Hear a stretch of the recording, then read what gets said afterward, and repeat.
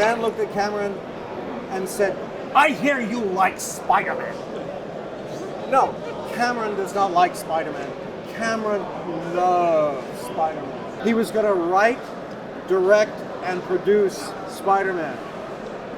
Unfortunately, what everyone had forgotten was, over the previous 20 years, Marvel had sold rights to Spider-Man, Amazing Spider-Man, Spectacular Spider-Man, Incredible Spider-Man, What the Hell Spider-Man.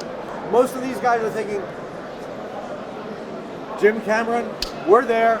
Well, 1% of $1 trillion is a lot of money. Except for one studio, Carolco, which was dying. And they had the freshest license, and they wouldn't budge.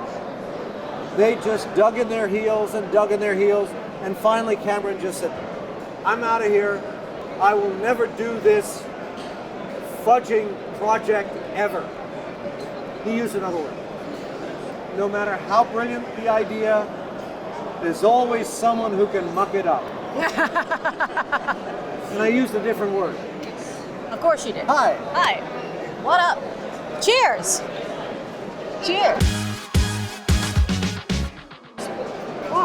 So I found it very interesting when Beth told me, hey, you know, Chris likes to drink tea, preferably Scottish or Irish with sugar in the roll. I was like, well, that was very British of him. And one of my friends was like, yes, but he's American. And then lo and behold, No, you are British born. I am British, yes. The Uncanny X-Men. I like when Storm had like her mohawk face. It was a really great look. Well, This is how much the X-Men means to me. Oh, look at that. Thank you. It was the first comic book I ever read. Bro, thank thank you. you so much. Do you have a favorite character? Cyclops. Huh. Interesting, All the right? way. Very interesting.